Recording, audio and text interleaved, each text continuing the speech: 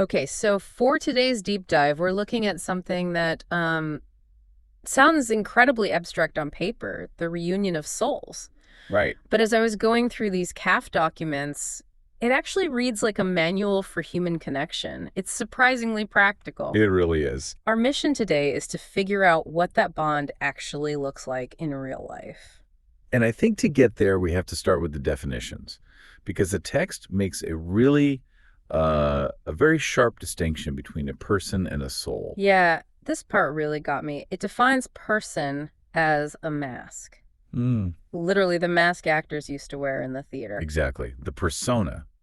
It's the role you play, your job title, your social standing, the face you show the world. And the soul is what's underneath that. It's the consciousness of being.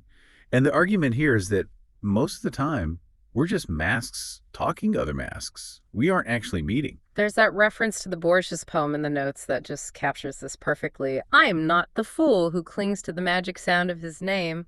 It's beautiful, isn't it? I think with hope of that man who will not know who I was on earth. Wow. It's about the freedom of, being forgotten. If you drop the name, the title, the ego, what's left?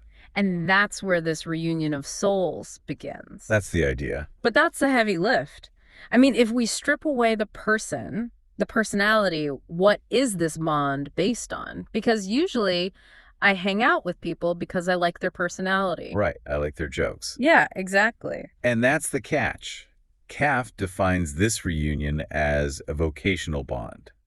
It isn't based on sympathy. It isn't based on convenience or just getting along. It's based on a shared search Yeah. for, what was it, inner liberation? No, liberation, yeah. The text uses the word renunciation a lot, which usually sounds like giving something up, but here it feels more like, I don't know, structural integrity. That's a great way to put it. It's the renunciation of your own prejudices.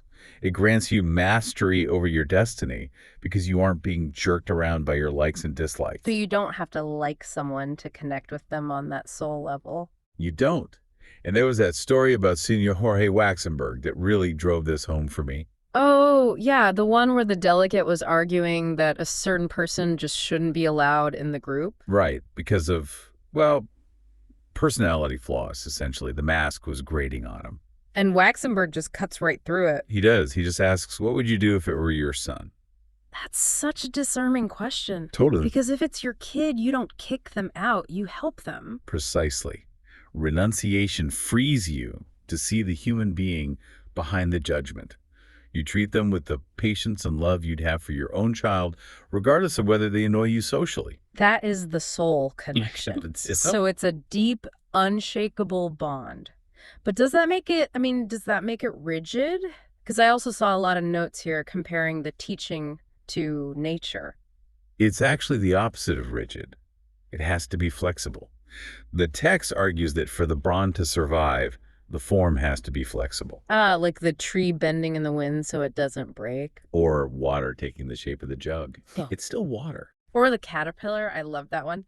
The notes say the caterpillar doesn't fail when it turns into a butterfly. It just stops clinging to the old form. And that applies to the teaching itself, too. For sure. There's a note from a delegate in Togo pointing out that for this to work, it has to make sense within different ancestral customs. It can't look the same in Togo as it does in New York. And even just in day-to-day logistical chaos. I loved the examples from Don Santiago's time. Oh, yeah. You had the student in military school who couldn't wear the suit, and they just said, fine, wear the uniform. Or Senior Jorge Waxenberg, the sailor who was gone for 6 months at sea. Exactly. If the bond was just about the mask, the clothes, the meeting time, it would break. But because it's a soul reunion, the essence survives the circumstances. Okay, so we have the theory. But I really want to talk about the living laboratory concept because there were two examples of how members practiced this that were just really touching. You're thinking of the roadside urns. Yes.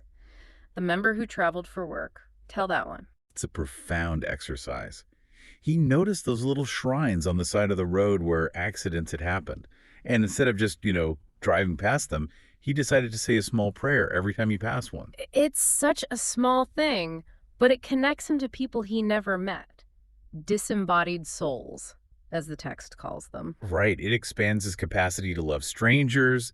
It turns a boring commute into a spiritual act. And then there was the tree exercise by the solitary knights and dames. This one felt like something everyone should do. The one about visualizing hanging your worries on a tree outside your house. Yes, before walking in the door. It's a literal practice of renunciation so you don't inflict your bad day on your family. It's about protecting that space. You leave the mask of the stressed worker outside so you can enter as a presence of peace. It really does seem like a laboratory for separating what's permanent from what's just noise. And that distinction is vital because, as the notes suggest, this concept of the reunion of souls is just the groundwork for the next unit. The mystical body. We'll definitely save that for the next deep dive. But for now, here's a question to walk away with for you to think about. Okay. In your own interactions today, how often are you operating as the mask? Protecting your ego. And what would actually change if you dropped it and tried to interact as the soul instead? Something to think about. Good thought. Thanks for listening.